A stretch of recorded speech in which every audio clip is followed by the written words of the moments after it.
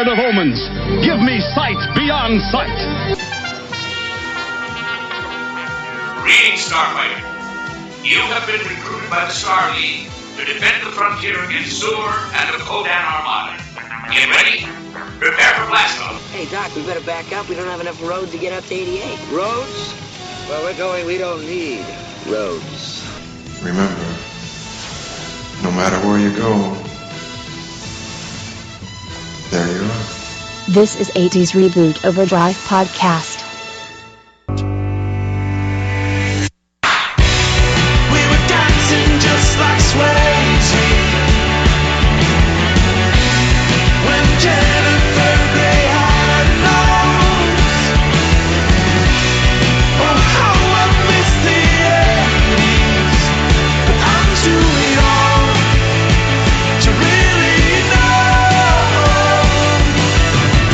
Too young to know. Oh my god. That is like so dated. Welcome back to another episode of 80s Reboot Overdrive. However, tonight we got kind of an 80s mixtape idea going. Talking music mostly tonight. Actually, all music. And we are talking about, it's Rose and I. Say hi, Rose. Hi, Rose. Hi, Rose. Saw that coming. I should know better by now. Yeah, you Tell should. anybody to say hi and then their name. They're going to say hi and then their name. Which means you're just really good at following directions. Yes. Yes. So we are talking about Ronald James Padavona Otherwise known. as Ronnie James Dio, and the singer for several bands. And he kind of reminds me. He reminds me of like this, like a great quarterback that goes from team to team, kind of like Peyton Manning, you know. Sure. He goes from one big band to another big band, and then he starts his own big band. So, you know, eventually, Well, yeah. eventually Peyton Manning's probably going to be like a John Elway down the road and have his own team or whatever. Anyway, Ronnie James Dio. Excellent choice, Scott. Oh, this was not me. This was all Rose. This was Rose's idea. Well, I threw my out. options were Journey or Def Leppard. No. I was just using. I was just saying examples, something like that. And Whereas I love. they epitomized the 80s. Yeah, they did really. They really did. Yes. But They contributed their own sound to the 80s, and not with anybody beating me or throwing toilet paper at my house or anything. Oh, Rose is like Journey and Def Leppard. Didn't say that. Just said I didn't want to talk about it. And you know, Journey. There was an episode of Return of the 80s with Paul and Robert. Yes. And they did a Journey episode, which was really good, very fun to listen to.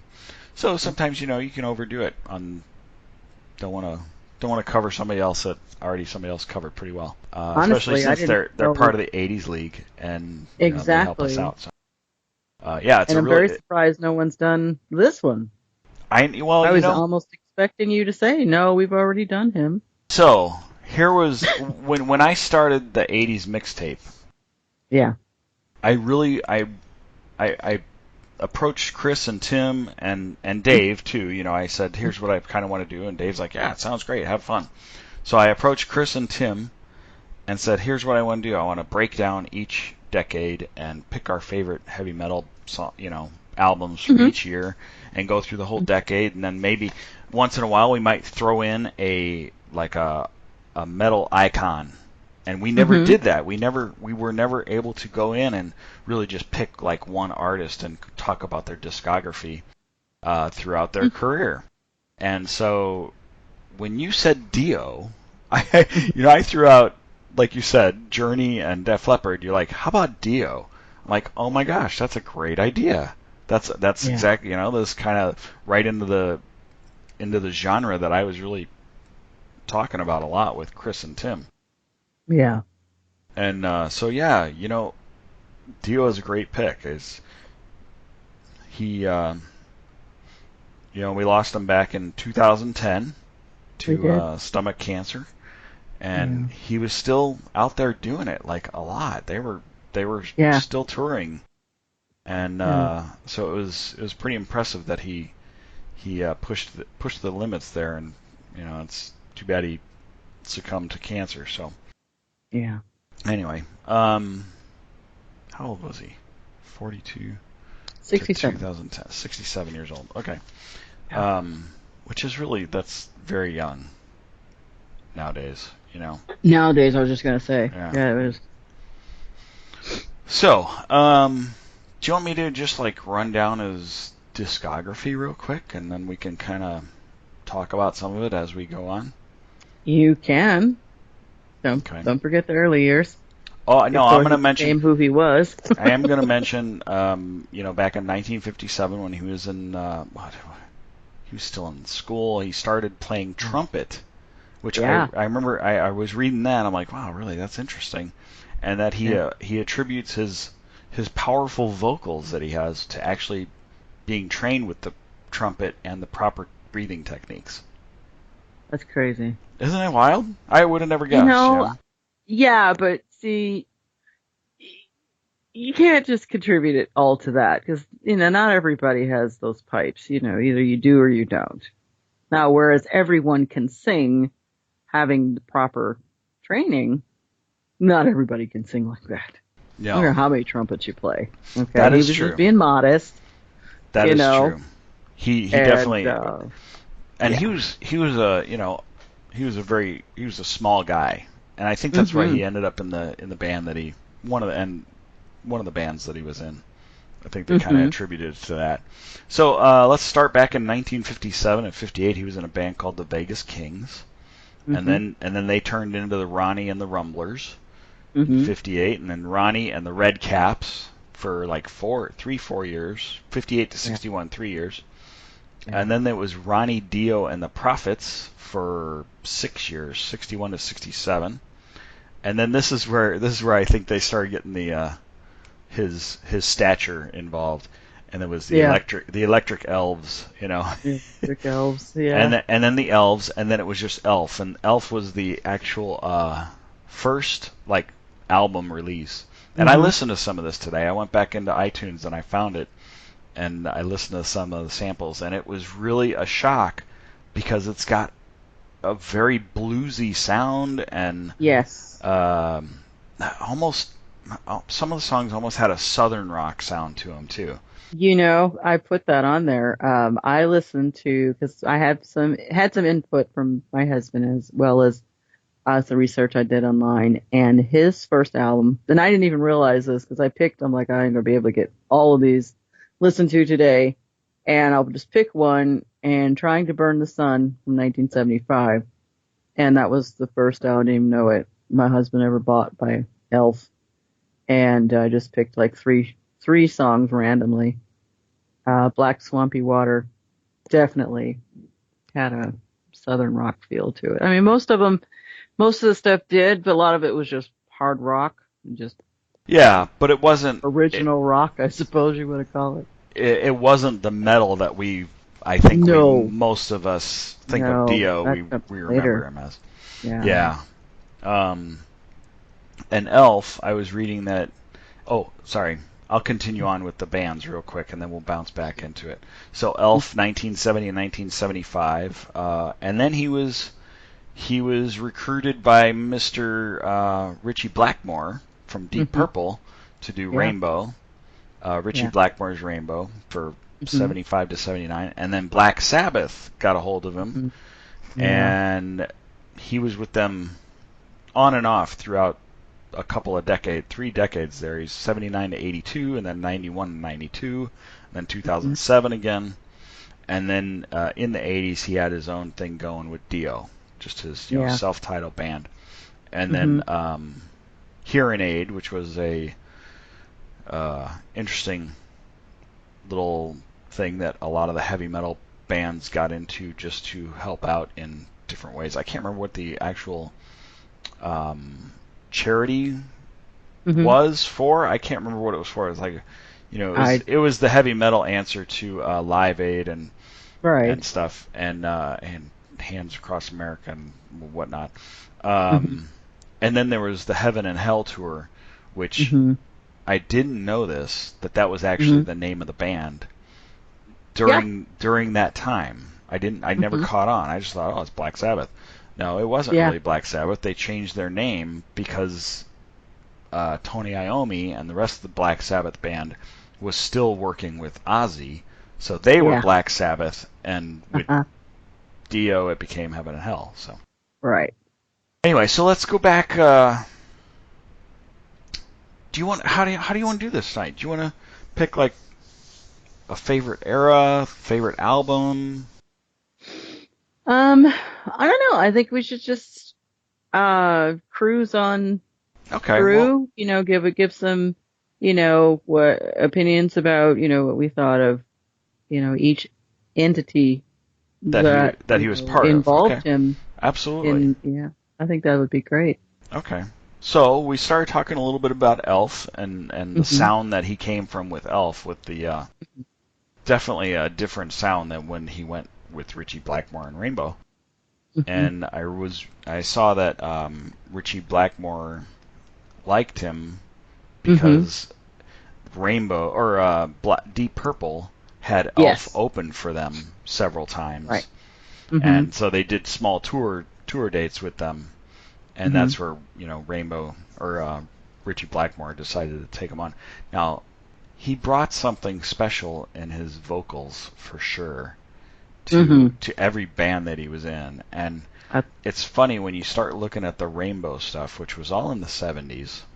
Mhm. And it was only a few years. It was 75 to 78 or 79. Mhm. And you'll never forget some of the songs that they did as Rainbow. And I Right. think a lot of people don't realize who it is when you actually hear the song. You know what I mean? Right. Mhm. Yeah. Like you hear I him on think- the classic rock stations. Yeah. Mhm. And you'll hear. Let me see if I can find the discography real quick here on Rainbow. First album that they did as Rainbow, they had Man on the Silver Mountain. I think a lot of people might just think that was just Dio. Right. You know. Well, no. Yeah. This album was actually recorded in Munich, Germany, and I think the reason that Richie Blackmore liked Ronnie's versatility, not only with the lyrics, because they were kind of headed in the same direction. Because anybody who knows anything about Richie Blackmore's history, apparently it was a bit of a it's my way or the highway kind of a thing. So when he couldn't do 16th century green sleeves with Deep Purple, he's like, fine, I'm taking my toys and I'm leaving.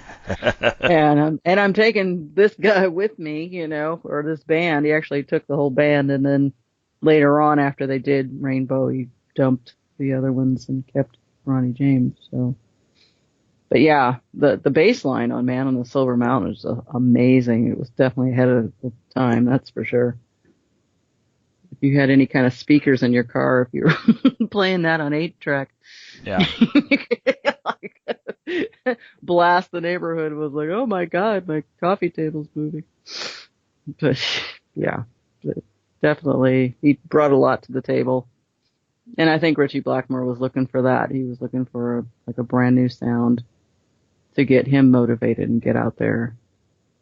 So I do like their collaboration between the two, and it sounds like Dio did all the actual writing of the lyrics. yeah, and Blackmore was behind the music more so. Right. Which I gotta say, okay, Dio has had the opportunity and taken advantage of that opportunity to play with some of the best guitarists in the world. Man, Between Richie Blackmore and Tony Iommi, oh my goodness. I mean, you make it look so effortless. And then, I mean, we'll talk about some of his guitarists that were in his band Dio once we get down to that area. But man, playing with Richie Blackmore, come on, that's awesome. Mm-hmm. Total classic to as far as like in the hard rock and I don't know, heavy metal's got a name. It's not there yet. Yeah, it's not quite It's, there. it's rainbow. It's not. It's you've got such an eclectic sound with different. Just catch the rainbow. I mean, that was the melody on that was so beautiful and smooth and lyrical. It's just like, you're like, who's this? But yeah, you don't get into the metal till later on. Yeah, and I did not get a chance to listen to this album earlier today because I wanted to go back and listen to some of the earlier stuff. Like I said, I got to check out Elf because I'd never even heard anything about Elf before. I'm like, I got to hear this just to hear what it was. And I know that I'd had experience with some Rainbow early on, back in the high school days when we were discovering hard rock and stuff and venturing out into new areas, and then Dio hitting the scene with his own band, and you start learning their past and some of the stuff that they used to do, and you're like, oh, Rainbow, Black Sabbath, all that stuff. So anyway, great album. That is a good album, and a great way for them to start off their partnership. Mm-hmm.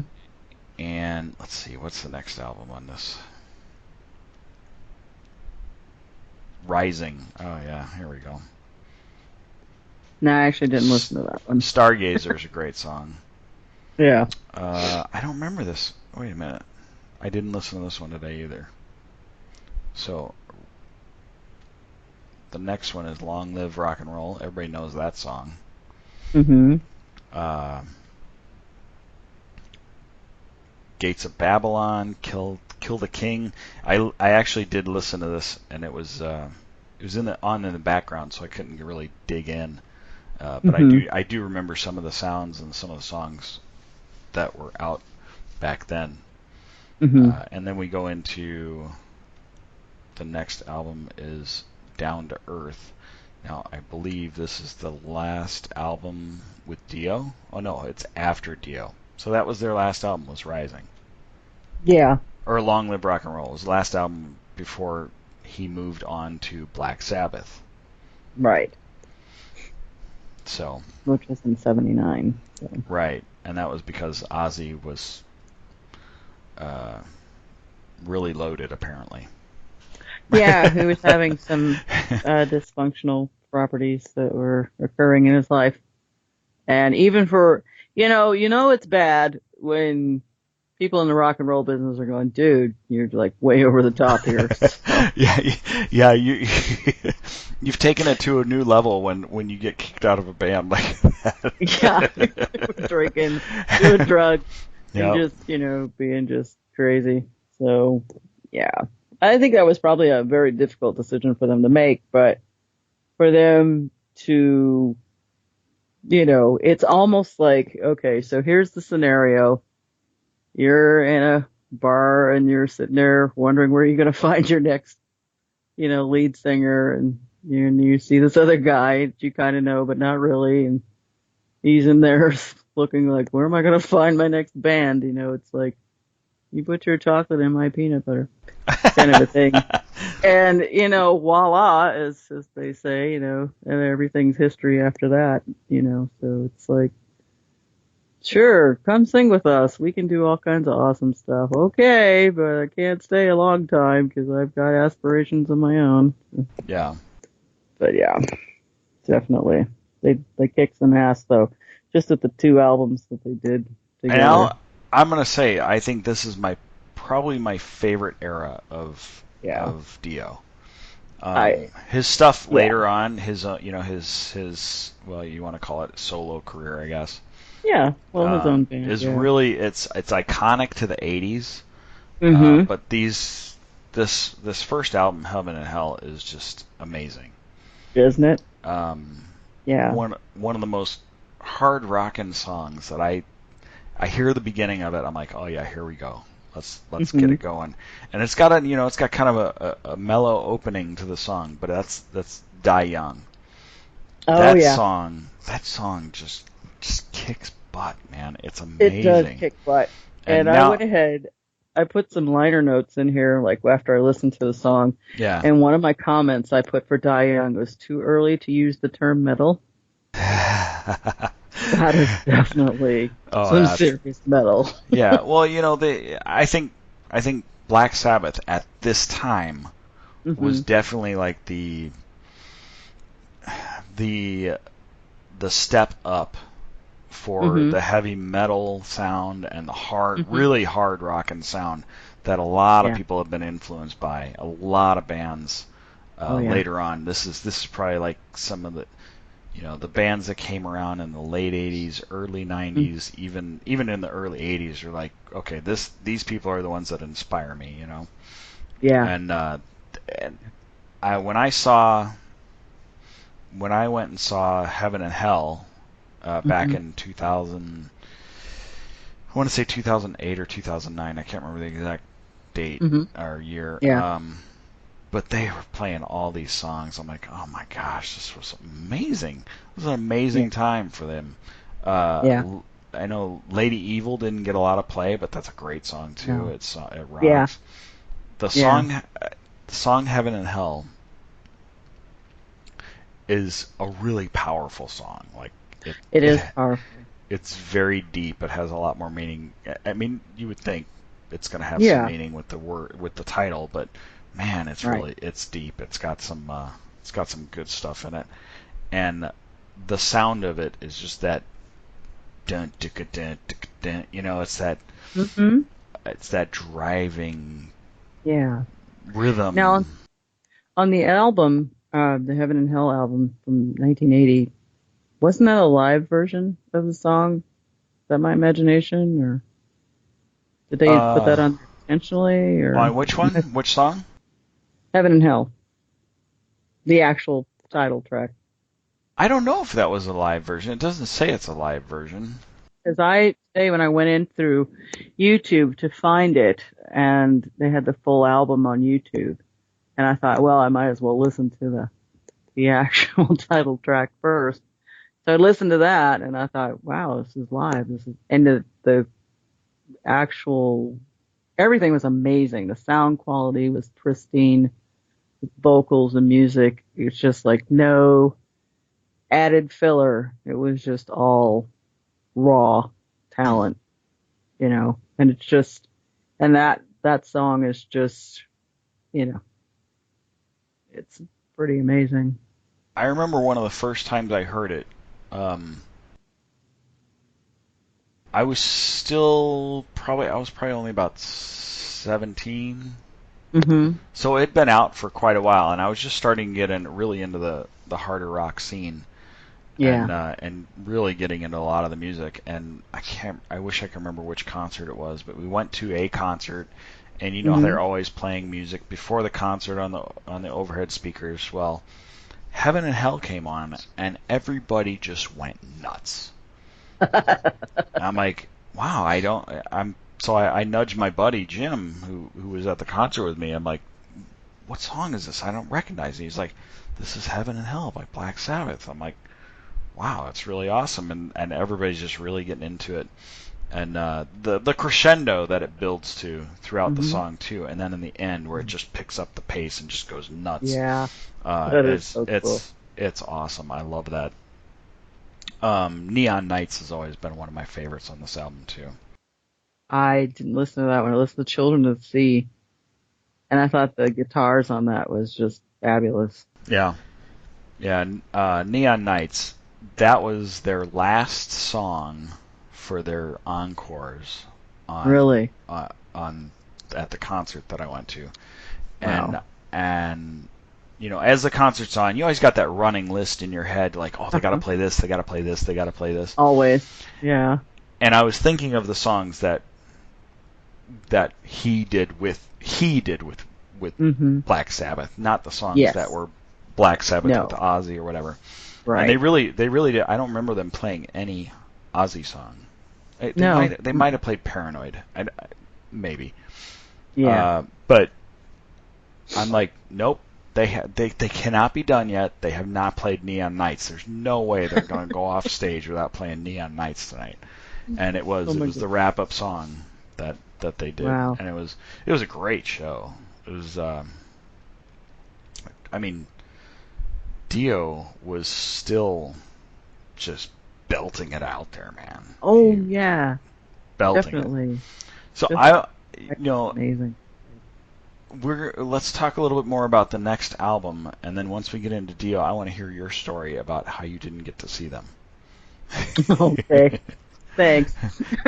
Little teaser. Little teaser, yeah. Oh my God. Yeah, Mob Rules. Jeez, they just took this whole album to the next level. Yeah. This has got to be one of the best Black Sabbath albums I think I've heard from this era. And it's right up our alley too, as far as '80s reboot goes, right? We're the last album hit in 1980, and now this is '81, so we're right in our target area for we are. For being part of the '80s reboot. I couldn't help myself though. I had to go back and talk. We had to talk about the early stuff because without that, he wouldn't be there, No. So the Mob Rules. Yeah. Amazing album, and this song, The Mob Rules, is one of my favorites. It's in my constant rotation of my iPod, along with Heaven and Hell and Neon Nights and Die Young and a couple others. I don't see any. Turn Up the Night, but The Mob Rules was also on the soundtrack for the movie Heavy Metal, which is just a great soundtrack. It is. So, yeah. This is one of your favorite albums then, by them? This is one of my favorite Black Sabbath albums with Ronnie James. And honestly, it just happened today because, like I said, I don't, my history of listening to heavy metal is different. One of these days I'll have to tell that story. But, I'm listening to this album, and my theory for research today was, okay, pick the album, listen to 3 songs all the way through, and give a dissertation, albeit very short, on the 3 songs that you did. So, speaking with my husband Richard, it was just like, because we talked amongst ourselves, and I thought, okay, well, this is my opinion on where the Mob Rules and Black Sabbath took rock music to that next level. They were definitely like aiming for something harder, something more driven, and he's like, well, when I first got the album, he said, I remember putting it on, the turntable, and the very first song was Turn Up the Night, and the opening, I was like, whoa, where'd that come from? kind of a thing. And then, I listened to it, seeing, if I could emulate that enthusiasm. Not only was I able to, but vocally, his range was just all over the place. He was just off the, he was up in the rafters, vocally on that song. And as he would be later on a lot of his not his original stuff, but in the Dio years. Right, in his solo career. Yeah. So just being able to listen to that and Sign of the Southern Cross, Falling Off the Edge of the World, just like, whoa, this is 1981, people. Yeah. This is just, good stuff. A lot of people in the like I said before, a lot of people have been influenced by them. Oh yeah. A lot of people that are in hard rock and heavy metal bands today really need to go back and revisit this stuff and see where they came from, because that's where they came from. Oh, absolutely. A lot of people don't want to do that though. They just want to, attribute to something that they think they've listened to and they've heard something, and it's you're not really comparing. Okay, I don't want to compare, apples to oranges. Okay, just take Michael Jackson as a music icon, for instance. There are so many people out there that I could just rattle off the top of my head that sound not so much vocally, but musically, and their own particular genre of what they think they are. It's just like, I'm sorry, he did that already. Who are you trying to pretend like you are. Yeah. You know, and you get a lot of bands now that are thinking, oh, this is original. Oh, no, it's not. You know, because this band was doing this back in the 60s. So, you know, you don't really get that opportunity that often to create something original. Sorry to say. You know, Chuck Berry, basically, God rest his soul, was one of those people. Oh, absolutely. You know, and then everybody from then on was, you know, just pretty much emulating what he'd already done. Now, I'm not saying it didn't bring a little something of their own originality to the table, but, you know, don't go claiming that you created something when, you know, you just sort of are an offshoot of what was already there. No, and, you know, Chuck Berry's a really good example because you'll hear a lot of modern day guitarists from even like the 80s on, 70s on, that will say that, you know, who was some of your musical influences as far as guitar playing, and Chuck Berry is always in the conversation. Absolutely. You know, I mean, like, as far as a guitarist goes, you're right. You know, if you talk about some other people say entertainment wise, you know, they'll say Elvis and stuff like that, and the Beatles. But guitarist, man, he was. In fact, it's funny that in Back to the Future that they reference him, and they do Johnny Be Good, and you know his cousin Marvin Berry is on the phone, and they'll say, "It's your cousin Marvin. I think I got the sound you're looking for." You know. Yeah. And so it's just that's too bad. How old was he? I mean, he had to be up there. 90. 90, yeah. So that's not a surprise. He lived a long yeah. life, that's for he sure. Worked the whole time too. Him and B.B. King and all those other people that, you know, died with their boots on, so to speak. Yeah, and I mean, you got to think about the influence that the guy had on everybody. I mean, just think of how many different artists would not even be doing what they're doing if it hadn't been for him setting that pace in the beginning of taking it up a notch and playing guitar. So this is not about Chuck Berry though. this podcast. Yeah. But we got to give him props since we recently lost him. You know, it's he definitely deserves some recognition. And wow, where were we going with this with Chuck Berry? How did we get on that? Mob Rules. Yeah, we were talking rules, about taking things to another level. That's it. Yep. Yeah. Right. And definitely these guys at this time were definitely taking things to another level. You know, I think they were heavily influencing the bands that were just starting out, like Iron Maiden. You know they are influenced by them. Yeah. You can tell, you can see it in the way they perform, in the sound that they have, and the bass lines that they have. Definitely an influence. So. Yeah. Very cool. Did you want to talk any more about that album? Is there any other songs that catch your? No, I just the only thing I said about falling off the edge of the world was you really could hear the heavy metal sound in the song, especially at the beginning. Yeah. It's just really like just kind of hangs there like a dark cloak. I'm gonna have to go back and listen. I'm gonna go back and listen to that song again because I didn't get to hear that one today. Oh, yeah. I said, I just picked 3. I made sure I picked the title track and then 2 other ones that caught my eye, and so. Cool. So now he moves on from Black Sabbath and starts his own band. He does. Basically. And this is where I think a lot of controversy really starts, as far as like, I know that a lot of people thought Black Sabbath had a satanic lean, and a lot of people really didn't appreciate that. And I don't know. I think a lot of it's just gimmicky and it draws attention. Anytime you get a band that's dark like that and they're leaning towards things that aren't, goodness and light and all of these things, someone's going to call them out and go, oh, they're of the devil. They're satanic. Yeah. And it's funny because there was even the thing going around about the Eagles when Hotel California came out that it had something to do with Aleister Crowley and I mean there's a lot of crazy rumors out there. I'm like, the Eagles, really? Yeah, because that was a real hotel. Yeah.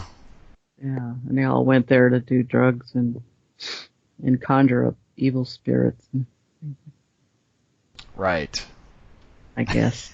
I wasn't there, so I don't know. That's how I explained that one. Couldn't tell you. Yeah. Wasn't there. Let's see. I'm going to get to Dio as Dio and his discography. Oh, there it is. Sorry. I have too many windows open right now. Or tabs. Yeah. How come I can't find the... There it is. Discography.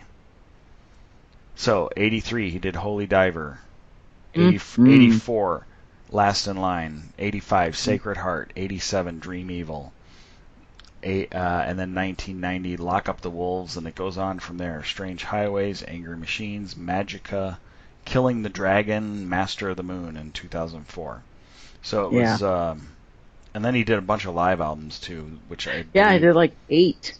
Yeah. 8 live albums, which was awesome. He liked doing live music, I think. Well, yeah. They were, I mean, look at the bands that he was with. They're definitely live-oriented bands. They weren't just studio and bands. I think being able to perform in front of people, because if you look at, I was watching the Heaven and Hell tour on YouTube, a little bit of it today from Radio City Music Hall. Yeah. I was so close to watching that too, and I got distracted working. Yeah, he takes like 2 to 3 minutes just to shake people's hands down in front, and give them the devil horns and the fist of righteousness, and it's very personable. I think at this point, has appreciated all of these people that have made him, a household name, so to speak. Mm-hmm. And I honestly think he wanted to like hug everybody and shake everybody's hand, but who had time for that? So, but he did as many as he could, and in between the songs, he, you could tell he had like a real vibrance up on stage, and didn't look like he was ill at all, which makes it all the harder to watch. So. Right. So now we're in the 80s. We're in the 80s. We're in the 80s, well into the 80s, and we are also well into MTV. And this is where he starts making these awesome videos. Yeah. And gets a lot of flack for that too, with from the satanic side of things. He's too dark or whatever. And I still, if anything, he was just the opposite. He was a very spiritual man. Well, I watched a little video just before we came on, and it was an interview with him, and this topic of the Satanism that everybody claims he is, and he's like, it's really very simple. It's he was raised as a Catholic, and he always saw it as just it's very black and white. There's good and there's evil. Yep. And there's this constant battle within yourself of making the right decision or making the right choices to go you're either going to do something good or you're going to do something bad, And it's just he just put it very plainly that it's just a constant battle for yourself to make the right decisions and make the good decisions. So, and it was just really interesting video. It's on called. I'll have to check that out. I think it was called Banger, like Headbanger. Yeah. Banger video or Banger TV or something like that, where this guy interviews it. It is pretty interesting, and it looked like it was pretty late in his life because he looked pretty rough. He looked like he didn't look too well. Yeah. He looked kind of ill, so I feel that it was towards the end, near closer to the end of life. I think I know what you're talking about. I might have seen that one before. Yeah, he looks super, super aged. Yeah. Which is sad because, you know, his energy level was just probably just gone. Yeah. But, you know, these guys in the rock and roll, not just rock and roll, and just all kinds of the music industry, they write it hard, and it's not just heavy metal. I mean, you look at Whitney Houston's a good example. Yeah. You know. Well, and even if you're not doing all that, because I believe that Ronnie James, you know, didn't partake in a lot of, you know, things like that. I think his life was his music. Yeah. And you can inevitably see it in his history. I mean, my God, the man was just like hit the ground running from day one, and just, you know, eventually it just had to stop. No, he would have still been going. It was fully intentional that he was in the music industry. Absolutely. There was no accident about that at all. No. And actually, there's one part where it talks about him. I don't know if it's a rumor or if it's true, but you never know these days.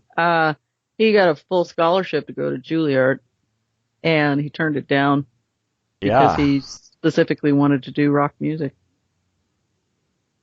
And honestly, I think he made the better choice. I really do. Yeah. So. Getting into the music, not. Oh yeah. Not taking the. Yeah. Yeah. What was his What was his field of study that he went to at the college? Pharmacology. Pharmacology. Yeah. He was going to be a druggist. He was going to be a pharmacist. Pharmacist. You know, so that's cool. I mean, because there's not a lot of people that, you know, come out of that. You know, it's like, oh, let's see, my day job is waiter, but I want to be an actor. And that's kind of plausible, because if you're ever waiting on people, it's kind of like acting.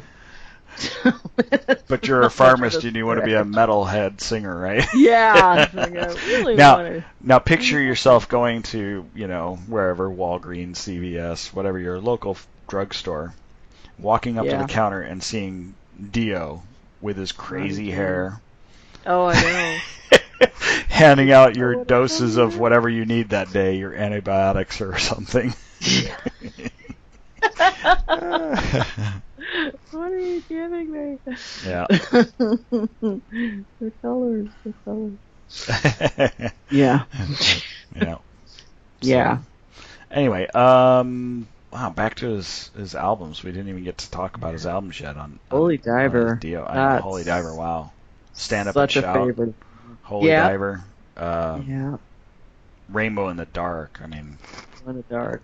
In fact, when I reached out, I asked Chris and Tim if they wanted to be part of tonight, and they weren't able to do it. But Chris did say Rainbow in the Dark is probably his favorite song by them. You know what one of my favorites are? I didn't even listen to him because I've listened to this album so many times, it's not even funny. I had a thing that I was going to do. I bought all 4 of these albums about 3 or 4 years ago, and I was going to do, I had high hopes to do this was after he passed away.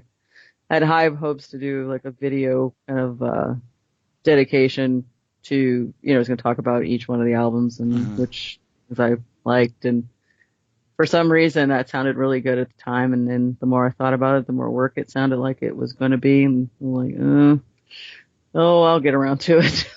Yeah.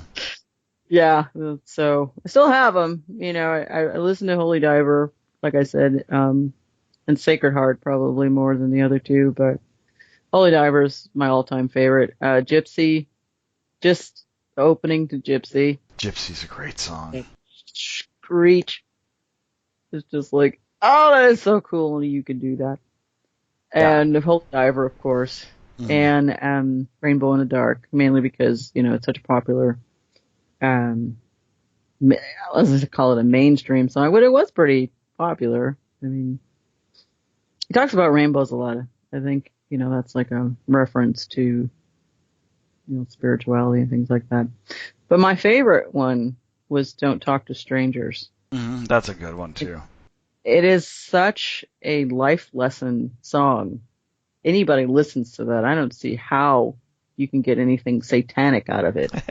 He's basically saying, okay, these are the things you need to stay away from. Right. You know, and to me, it just hit me today because Hamlet's like one of my favorite tragedies of Shakespeare, and it reminds me of Polonius's speech to Laertes before he goes out into the world. Okay, so this is what you do. Don't do this and don't do this and stay away from these people. You know, and it's just like he's saying the very same thing in the song. Yeah, I would have never guessed that he was going to do a Rick Springfield cover. Oh, he did. No, I'm kidding. Don't talk to strangers. No. Yeah, you got me with that one, Scott. Would have been funny, though.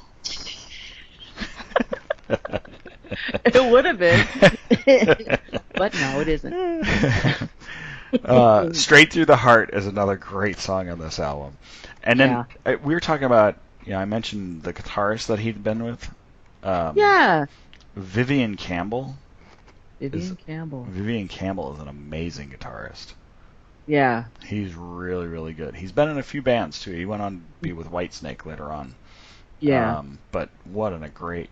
And I also saw somebody else was in Dio. I don't know which album it was, but Warren DeMartini, who was with Rat. Oh, yeah. So I had no idea that was part of the lineup at one point. I didn't know that's pretty cool. So, anyway, next album. You ready to move on to the next album? Last in Line? Yes, I am. Last in Line. Good one, man. The Last in Line, the title track is definitely on my regular rotation. We Rock is another good one. Yes, I like the galloping, driving, like horses on a. Right. I don't know. Just sounds like. It's driving is a good word for it. Yeah, it's like one of those like westerns where the guys are chasing each other and the horses' hooves. That's pretty much all you can hear, and it's pretty cool. Yeah, I'm trying to remember. I can't remember some of these songs on here. I didn't get a chance to listen to this one lately. It's been a long time. But, Last in Line, of course, that song is always One Night in the City's good. Is it? Okay. I got to go revisit this one again because it's been a while since I had to listened reference to some of their lyrics on this. Come steal away and we will play the game. And then later on he says, one child went away and one child stayed to play. So he's always referencing children, or young people, in his lyrics. And I think, honestly, it goes back to, what he said in the interview. It's just like, life is pretty black and white. Got to make decisions. There's evil, and you got to make decisions, but you have to make sure you make the right ones. So, but he gives you like a window into the world if you make the wrong one, so to speak. Yes. I think more so than not, because I think everyone gets that opportunity in life to, okay, this is all the good things that can happen to you, and we only want good things for you, and blah blah blah. But don't do the bad things. Well, what happens if you do the bad things? Well, you don't need to know because you only need to know the good things. And I think Ronnie James is like, no, this is what happens when you do the bad things. So. Yeah, and he wasn't glorifying that in any means. No, he wasn't. I think it was like a warning, and this kind of reminds me of something that I heard Alice Cooper talk about recently.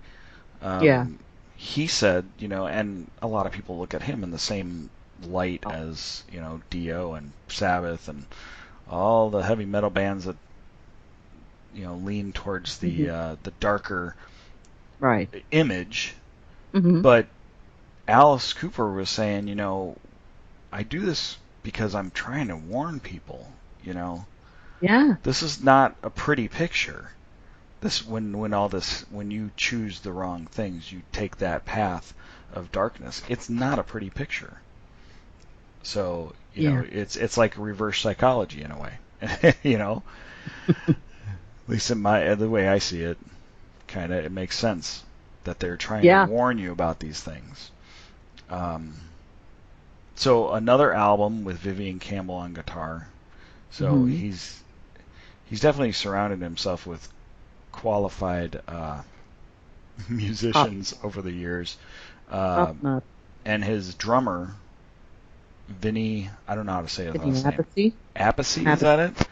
Yeah, I don't know how to pronounce it. Vinny kicks ass, I'm telling you. He's got, you just don't know how. And I look at drum because I like percussion, and I look at these drummers and I look at them and I think, how do you keep that rhythm up for so long? My God, my arm would fall off if I had to keep. And he's not like lightly. I mean, this is like beating a crap out of these drums, and he's getting this perfect sound, and then the drums speed up, and then I'm just like, oh crap, these guys are amazing. I would be just like, some of them, I guess they just sweat so much they just like lose poundage in a concert, anywhere from 7 to 8 pounds, just sweating. And if you're in Spinal Tap, you just spontaneously combust. Yeah, that can happen. Yeah. That's a thing. Or, I really believe. Choke on someone else's vomit while you're spontaneously combusting. So that's a true rock and roller there, let me tell you. And he, the Vinny actually was he was one of the original Black Sabbath guys. So he kind of came along with Dio when he went solo. Oh, that's dope. Yeah. Well, Black Sabbath kind of took a hiatus for a while after Dio left. So, anyway, awesome album, another great album. Let's see, what's their next one? Sacred Heart. Is that it? Yep, you're right. Mm-hmm. King of Rock and Roll Children. I don't know this one very well. What? Vivian Campbell's still on the album. Oh, cool. Vinny's still on the album. So still pretty much the original lineup from his first album. That's good. Or his first solo, I should say. Yeah, for solo. So, do you remember this one? Do you have a... Sacred Heart. I went back and revisited, like I said, today. The title track to me kind of designates that signature Dio sound. Mm-hmm. So now he has a sound. Right. So Sacred Heart's kind of like, okay, that's definitely Dio. Whether you hear the intro or not, that's going to be a Dio song. Right. King of Rock and Roll, it was a live version. Okay. Sometimes I guess this is the second one that I've come across where there was a live track in a studio album. And King of Rock and Roll is just an awesome. This was kick-ass. So I have no idea if he's just referencing someone in general or if he's, because everybody says a King of Rock and Roll, you think Elvis, but I think he's just, paying homage to those frontmen that, they wouldn't, the band, not so much the band wouldn't be who they were without them, but what they bring to the table as far as, the vocalist, the lead vocals. Right. And, I think he's just talking about someone that's really awesome that performs and gives it all they've got, and they're the king of rock and roll. Yeah. Because you could be the king of rock and roll. You want to be the king of rock and roll, Scott? Sure. Yeah, let's do it. Sure. Show me the money. King of rock and roll has got to be making bank. Exactly. That's something that I kind of never really gave much thought to, but Dio kind of seemed to be pretty humble for his, especially for his stature. Not physical stature, but overall stature in the world of rock and roll. I mean, think about the bands he was in, and he never really seemed to be too full of himself. Right. He did not have that attitude or air like David Lee Roth. He got really cocky and was a little too, just no humility at all. But Dio, you always had that. You could tell by any any of the interviews that I watched. He was just always very, very well spoken, and just polite, and he just didn't seem to be too in love with himself. So that's always good. No. He had an amazing speaking voice too. Very rich. Yeah. Powerful. Yeah. It's just like, wow. I could listen to him talk all day, but I really want him to sing. Yeah, because his singing voice was just unbelievable. Yeah. I mean, that was a God-given gift right there. He definitely. Did you read the story about that? That was one of the theories of how he became Dio. No. Of how he changed his name, because Dio, Italian, and Dio is God, right? Right. And there was rumors going around, and his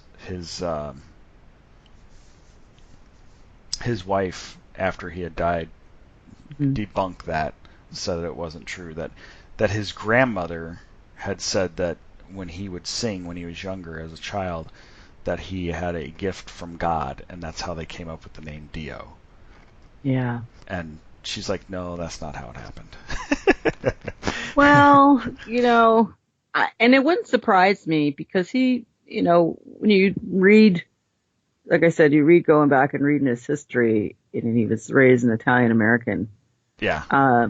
He listened to a lot of opera Yes. growing up, and Mario Lanza was probably one of his first influences. So truthfully, I'm sorry. Yes, okay, let's give credit to the trumpet, but if you're listening to opera, if anybody appreciates opera for what it is, if you're listening to an amazing tenor like, Mario Lanza, I want to sing what he sings. I want to sing like him. Yeah. So why not? And that wasn't all he played either. I mean, he played, guitar and keyboard and all kinds of stuff. I think later on, he started out at the trumpet, but I think he just had a really good opportunity to blossom and, be amazing. So. Yeah, he's quite the artist. Yeah. I Could Have Been a Dreamer. I remember this song very well. Had quite a bit of rotation on the radio. That was always a good one too. And then what year is this one? This 87. 87. So before this was 85 when he did that little stint with Hearing Aid, which was an interesting thing. Yeah. That he went in and with a huge group of musicians in the metal area. What was that for, though? I gotta pull up what it was for. No, it's because I didn't read that part. So. Oh wow! It was on a radiothon on KLOS, the station I used to listen to in Southern California. They did it was USA for Africa and Band-Aid. Do they know it's Christmas was the influence for them, right? And Dio decided to take it on and was one of the main guys in it, and it included Judas Priest, Iron Maiden, Quiet Riot, Dokken, Motley Crue, Twisted Sister, Queensryche, and so on and so forth. And it was Ted Nugent, Yngwie, man, everybody was in this thing. Wow, Yngwie's in that? Yngwie, yes, Yngwie. I love him. Yngwie Malmsteen. I thought I always pronounce it Yngwie. I Am a Viking. Yeah. He was a big dude too. He was like 6'4" or 6'3" or something like that. Amazing guitar, just incredible shit guitarist. with his eyes closed. Damn. Yeah. The song that they did was Stars. Well, they actually had a bunch. They did a few on this album. There's 9 tracks on it. Oh, they do the Zoo Live. That's cool. I'm trying to figure out what it was for. Give me a second here. Sure.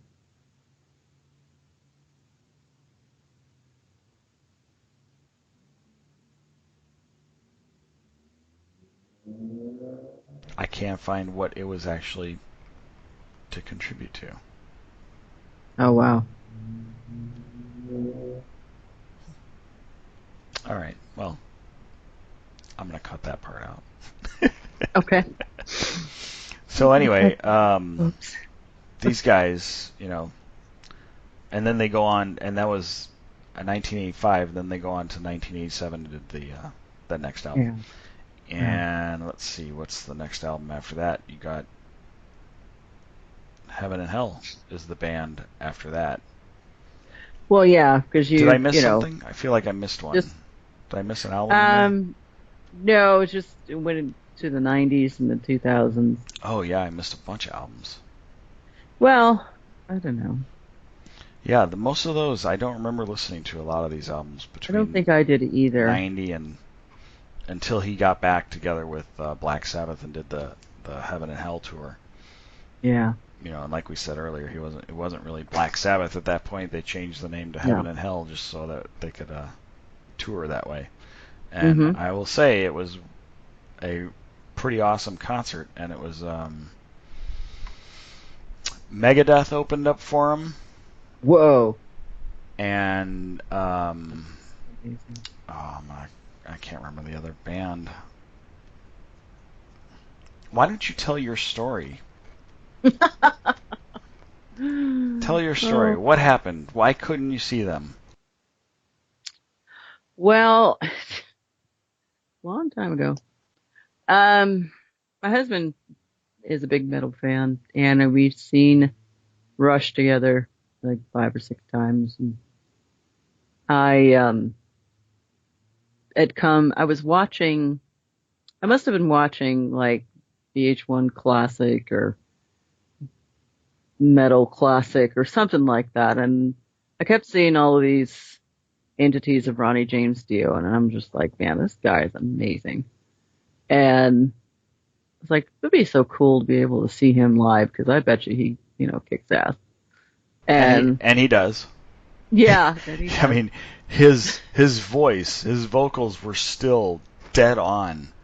Yeah. And he's talking. You're talking. He was like 66 years old at that point, and just still really screaming it out there and belting it out and hitting all the notes that he is so good at hitting. So.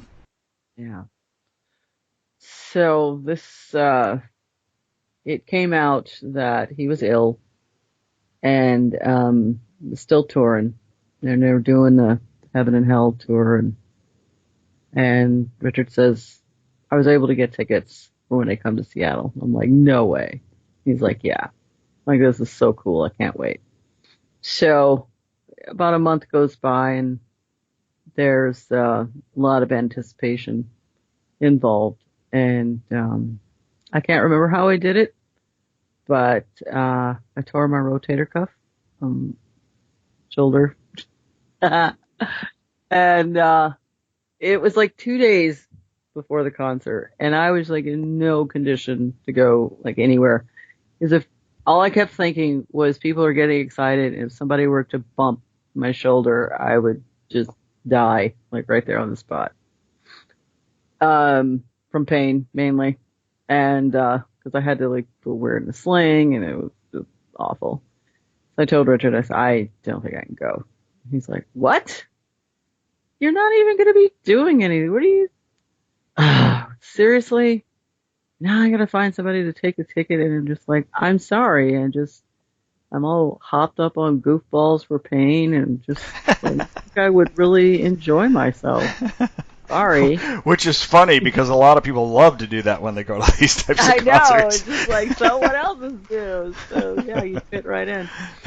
And so he was able to find a friend of his to take the ticket, and they went and they had an amazing time. And he said, when he came back, he's like, wow. He's like, oh, sorry, honey. Like, I can't help it. You just missed, like, the best concert ever. Yeah. And I'm like, really? Thank you. He goes, but it was a good thing you didn't go, because I don't know why they decided to do a mosh pit where I was sitting, but it was just really weird. It's like, what? It's like, yeah, a bunch of guys have been drinking, and they're just, like, all bumping into each other. I was like, yeah, I would have had to kill somebody. And where did he see that one? I'm going to say it was Key Arena in Seattle. I got the list of all the shows in front of me. 2007. Yeah. So, needless to say that not only was I, having the regrets that I had from not going, which happens, but there wasn't really a whole lot I could do about it. And then, of course, after that, in 2009, we lost him. Right. It was just, just wanted to stab myself in the chest with a rusty nail. Just die of death. I was so distraught.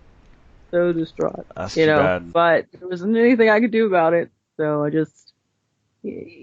I think, like I said, best laid plans of mice and men when I was able to get those albums and just think, okay, well, maybe I can do something, to pay homage, to what was an amazing person, human, musician, all in one. You don't get them very often.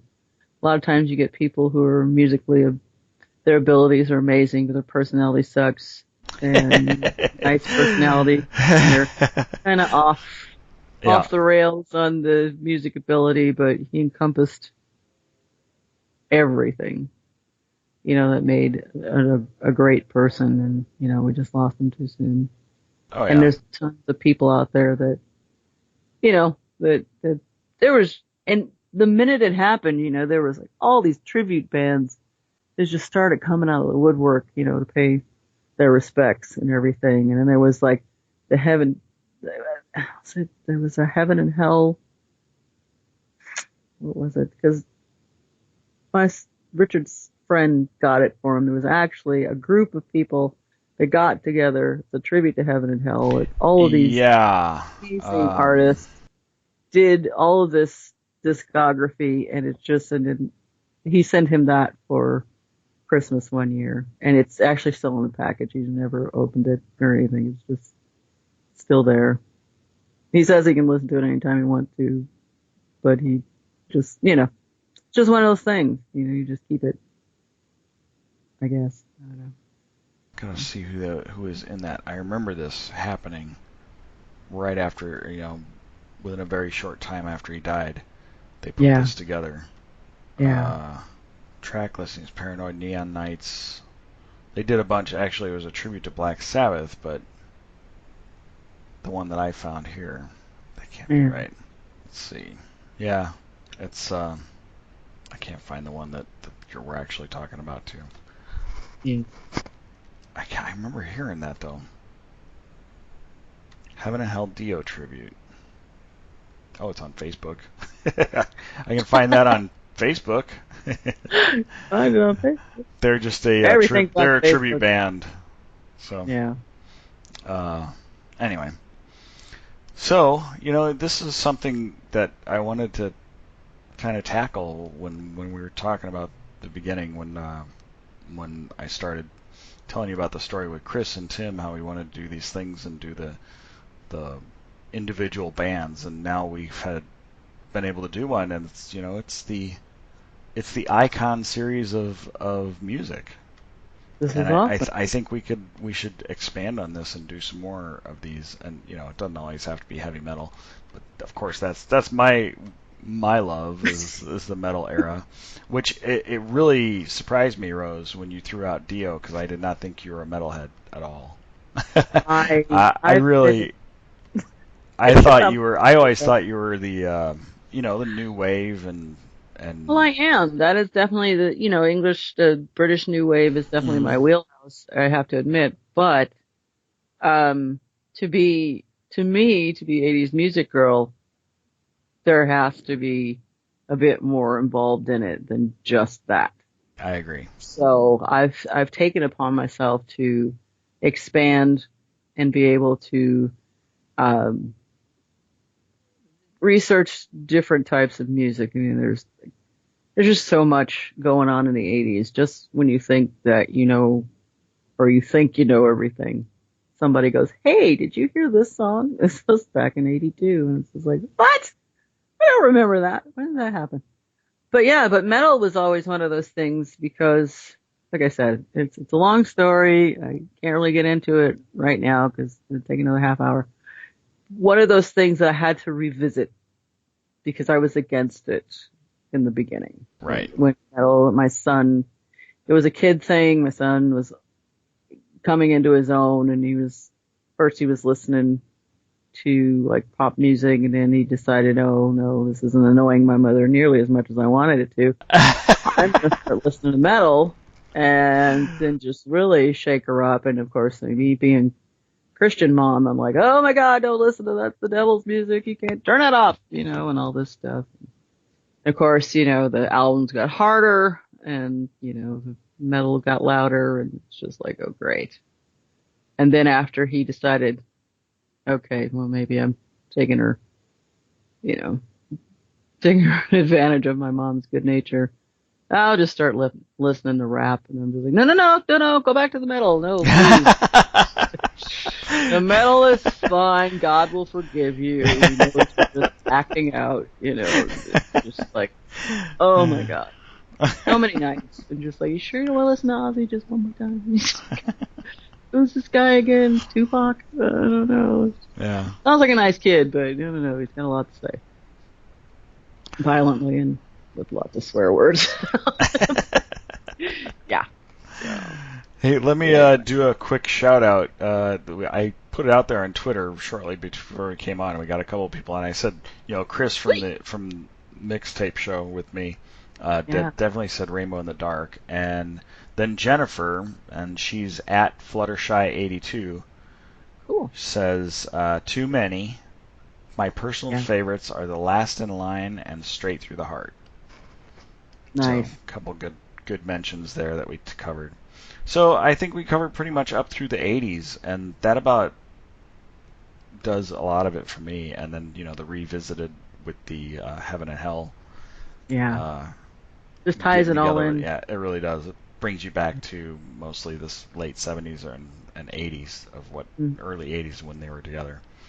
So overall, do you have any final thoughts on Dio?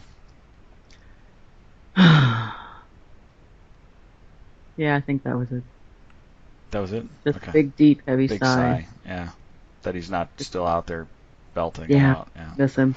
Just miss him so much. Yeah. He was good. It's good stuff. So, my final thoughts. Amazing musician. You could tell he loved what he did. Because, he started when he was like 5. and lived his life as a musician and really put all of his heart and soul into it. You could tell. And so he will be missed. He's definitely missed. And that's about it. So we'll wrap this one up. And do you want to give your social media stuff? Sure. I am at 80s Music Girl on Twitter, 80s Music Girl on Facebook, and 80s Music Girl on Instagram. Cool. And I am at Scott's Eye or at 80s Mixtape Auto Reverse. Or I'm sorry, at 80s Auto Reverse. I took the mixtape out. It was too long of a name. So at 80s Auto Reverse. And if you have any complaints, you can send them to 80s Reboot Overdrive at gmail.com. And then Dave will take care of that for you. Yeah. Oh my goodness. Yeah. Bless his heart. Because of our venture into the 70s and beyond, and before, I should say, the 70s and before. Yeah. It's not the normal protocol for the 80s Reboot Overdrive. No, it's not. So, but we're making allowances. Yep. Because we can do that. Because Dave's not here. Yeah, you know what they say when the cat's away, right? Oh yes, I say. So it's been fun playing Rose. I had fun. It's been great. This is definitely one of our better ones, I have to admit. And I have to say, we need to continue this and talk about some other musical icons. Definitely. I'm telling you, I really want to tackle Tom Petty. My wife so do I. My wife is like the biggest Tom Petty fan, and I almost had her convinced to do a show with me. Oh, wow. But she won't do it. She's like, no, I just can't. I can't do it. Your husband should come on and do, I know. metal, I've been heavy trying. metal. I've been talking to him. I would talk about Rush in a second. Oh, he would totally just Rushify. He would take over. I'm telling you, the guy knows every lyric to every song on every album. I kid you not. Yeah. And that's another band we would have to dip into the 70s for. Oh yeah. Because that's some of their better stuff is in the 70s, in my opinion. Say 69, or am I thinking of somebody else? Well, they might have had something earlier. Yeah. All right, cool. Did you want to tell everybody that they should leave reviews? Yes, please leave reviews. Thank you for listening. If you have a chance to go on the website and leave us a nice review or even a bad review. I mean, we're not perfect. We don't claim to be, but we're pretty damn close. So if you guys want to tell us that would be... We're pretty damn close. That's good stuff. Yeah, we're terrible, but in a good way. So, I mean, not like we're terrible, but yeah. Humor what? Anyway, forget it. Yeah, leave us a review. All right. Well, I will talk to you later, Rose, and we'll have to have another one of these very soon. We'll see what Dave has in store for when he comes back from his little vacation down on the boat. He's on a cruise this week. Is he now? Yes, he is. Wow. So. I don't know. You know what they say about people that go on cruises? I know. I hear they get tattoos. Do they? I hear they eat a lot. And that's the rumor. Sick. The rumor and is then that... they gain all the weight back that they lost before they went on the cruise. Now, we are days away from an April 1st, right? Yeah. And last year he pulled one on us. Oh, he did. The 70s. Oh my God. So he posted. Yeah. He posted just a little bit ago that he got a tattoo because he had. Yeah, in Mexico. Got a tattoo in Mexico. Oh my God. So I'm dying to see if this is actually a setup for an April Fool's joke, or if it's real. Yeah. So we're gonna have to ask. You think him about it's that. like Leia Thompson or something? You get a life-size portrait on his back, Leia Thompson, or. Nope, I'm thinking the bat symbol. He keeps talking about. It's either that or Xanadu. Olivia Newton-John. Or Gene Kelly. Gene Kelly. Wasn't Gene Kelly on Xanadu? I don't know. Was he? I think he was. Child, you gotta look up your. You know what? That's a movie. That is not one of my guilty pleasures. I've never seen that movie. Me neither. All the way through. I'm telling you. I tried watching it once, and it was just like they were roller skating and all kinds of crazy shit. I was like, sorry. Which tells me a lot, because you actually watched the whole Forbidden Zone from start to finish. Not in one sitting, but you watched the whole thing. So Xanadu was a worse movie than Forbidden Zone. It was. It didn't have nearly the crap that Forbidden Zone had in it. Oh, yeah. Just enough crap to keep you interested. Yep. Not really a big Olivia Newton-John fan anyway. Yeah. So. I don't like Grease either. It's okay. That was like 78 or something like that. Don't care. There's a lot of people out there that just... I know. Love with that. Oh my God. Anyway. I probably should go make dinner or something. Yeah. All right. I will talk to you soon. Have a good night. Take care. Bye. You too. Bye. We hope you've enjoyed this show. This podcast is part of the 80s Reboot Overdrive channel on Southgate Media Group. You can follow us on Facebook on the 80s Reboot group page. We're also on Twitter and Tumblr at 80s Reboot. We invite you to check out all the wonderful podcasts and blogs available at southgatemediagroup.com. And thank you for reliving the 80s.